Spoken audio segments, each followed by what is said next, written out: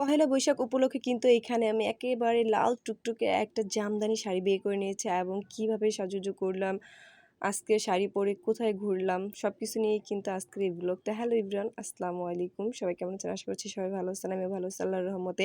এখানে কিন্তু আমি একেবারে বউদের মতন, নতুন বউদের মতো লাল টুকটুকে একটা জামদানি শাড়ি বের করে নিয়েছি পহেলা বৈশাখে আজকে একটা লুক দিব বলে। পহেলা বৈশাখ মানে কিন্তু আমার কাছে সাদা বা লাল শাড়ি পরে বা থ্রি পিস পরে যেটাই হোক না কেন, যার যেটা পছন্দ সেই রকম ড্রেস পরে কিন্তু ঘুরতে যাওয়া বিকেল দিকে খুবই ভালো লাগে। আর এই পহেলা বৈশাখ উপলক্ষে কিন্তু অনেক জায়গাতে মেলা হয় বা অনুষ্ঠান হয়ে থাকে, তো সেইখানে যেতে খুবই ভালো লাগে। কিন্তু আজকের পহেলা বৈশাখটা প্রথমেই তো বলেছি, এবার পহেলা বৈশাখটা হচ্ছে আমার একেবারে ভিন্নভাবে উদযাপন করা হয়েছে। সকাল থেকে তো ইলিশ পোলা দুপুরে খাওয়া দাওয়া করেছি, কিন্তু মনটা কিন্তু ভীষণ খারাপ, যেহেতু আমার যে বোনকে নিয়ে একটু ঘোরাফেরা করি সেই বোন হচ্ছে ভীষণ অসুস্থ।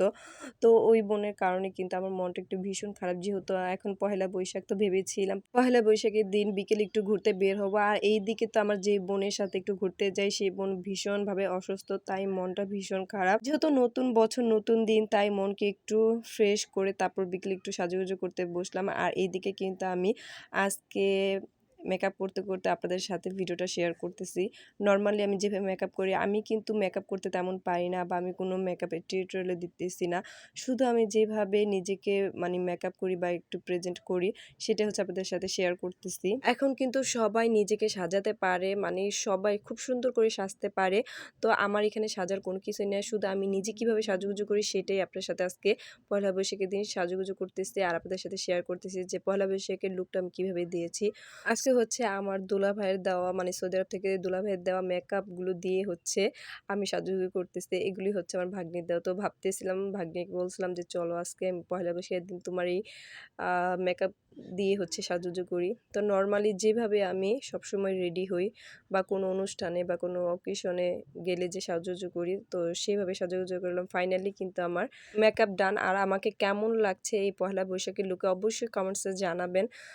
তো আমি তেমন কিন্তু সাজতে পারি না, যতটুকু পেরেছি নিজেকে চেষ্টা করেছি সুন্দর করে সাজানোর। আর এই দিকে কিন্তু আমি একটা লাল জামদানির সাথে ম্যাচ করে হচ্ছে লাল আর সাদা স্টোনের একটা খুব সুন্দর নেকলেস পরে নিয়েছি। আর এখানে কিন্তু একটা ইয়াররিংও ছিল ছোট্ট, খুবই সুন্দর।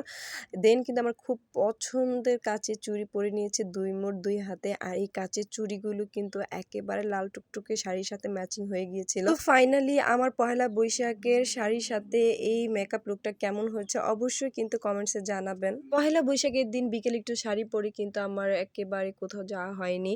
তো আমাদের বাড়ির পালানে কিন্তু একটু গিয়েছিলাম ভিডিও করার জন্য। আজকে পহেলা বৈশাখে যেহেতু লাল শাড়ি পরেছে, তো ভাবলাম কোথাও যেতে যাওয়া হচ্ছে না, তো আমাদের ক্ষেতের যে ধান ক্ষেতগুলো আছে একেবারে সবুজ, তো লাল সবুজের সংমিশ্রণে কিছু ভিডিও করে আসি। সবুজের মধ্যে কিন্তু লাল একেবারে ফুটে থাকে, তো সেই চিন্তা করে একটু নিচে গেলাম খেতে।